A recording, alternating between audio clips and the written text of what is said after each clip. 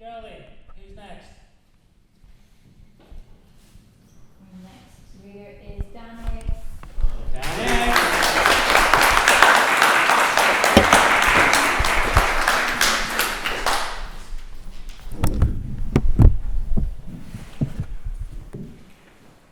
May I borrow your barrow tomorrow? Yes, you may borrow my yellow barrow tomorrow.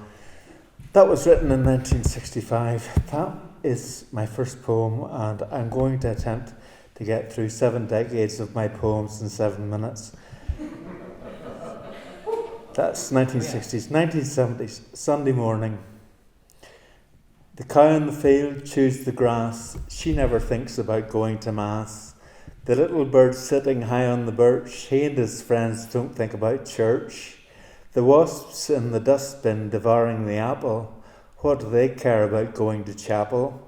The elderly lady sits in her pew while her young son watches Kung Fu. And in the 1980s, I wrote, brightening up in the far west later in the day. Well, the day I seen a drapper Galway Bay, but the drap wasn't there yesterday. And the one might have changed, but I feel there's something strange. I think I better talk about the weather. Aye, we could talk about the weather. We could all talk together. We had better security. Politicians and ties telling me lies, and the punks on the street. Suppose anybody you meet, and I'll bally Hamilton, eating a piece and drinking tea from a plastic mug on his lunch break. Aye, we could talk about the weather. We could all talk together. We had better security.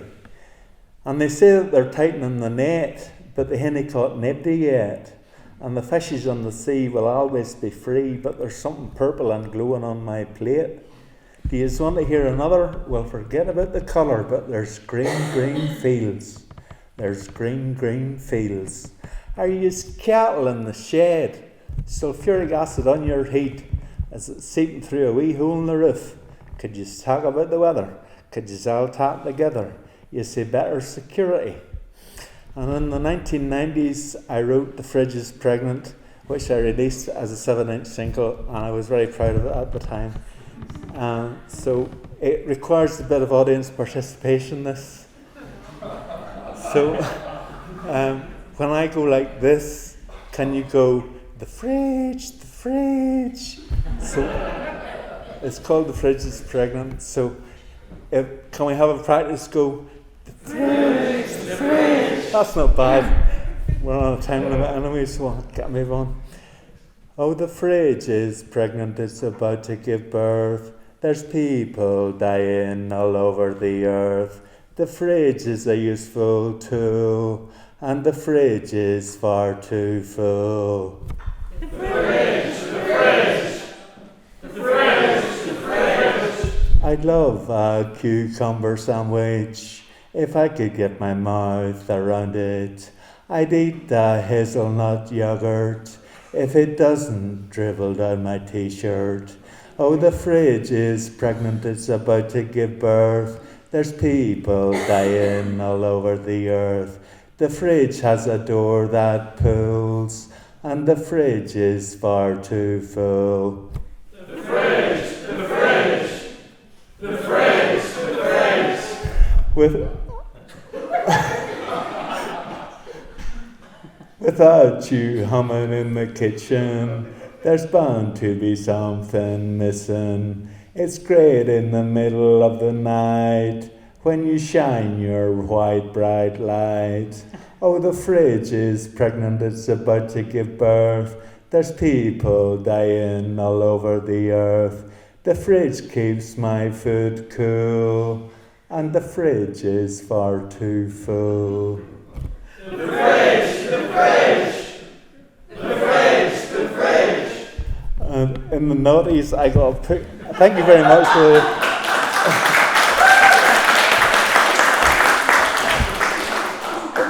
In the noughties, I got my debut collection published, and I'm going to read a poem from it. And this is my book called Big 99, and this one's called Outside. What am I doing out here? It's freezing. Great fucking book, that.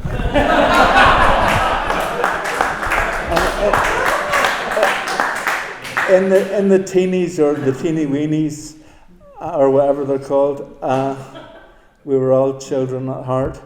So in 2013 I wrote Grey Man's Path, and it goes something like this. 1,000 souls sleep here beneath these waves where swans still surf the sea of Moyle.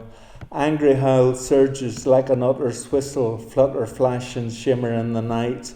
The dawn is nowhere close. Desire of youth incessant as ambitions told. Flaming bolts without a care keep out the cold. Grudging time for rest. Equinox, a gale or tempest. Shall we know the genesis of day? Reckless and relentless, spray dances living in us. The broadening of life. Our hearts keep as our words. Comfort, hope and broken chances. This storm will spit its fire as ashes are deflected. Grains of sand are scattered on the floor. Our eyes detect it. Crashing sea suggests it. Walk through the crest with me. Goats clamber on the scree. Breakers on the shore fade too far ahead. Once, twice more, and yet again. The north wind drips and swells. Old man, guard your gold. Is that the story we are told? Then tenderly, heather wakes in horizontal sun. Morning has begun. Gap fills with mist of spring, triumphant as the mountain and the chronic. Quartz gleams between the basalt boulders. Crystal dazzles azure blue, twinkling in the wet, now staining in the light. First honeybee, then skylark takes to flight. Later on, when noon is near, like child of Lear, the grey man passes through the sheer. And have I time for one more? Yeah.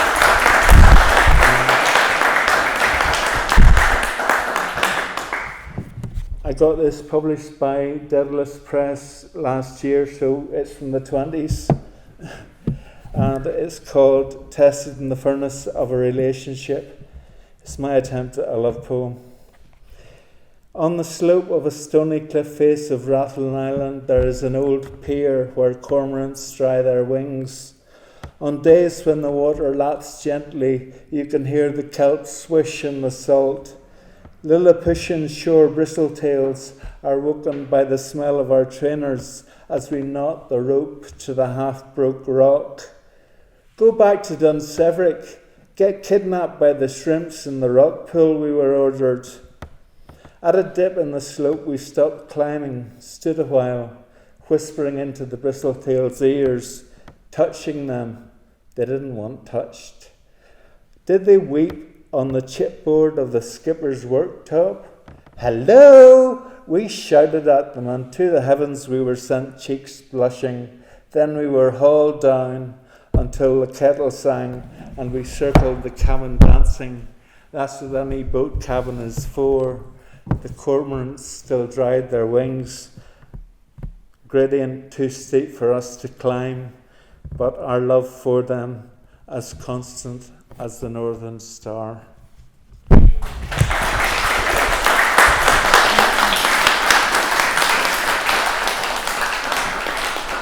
Thanks.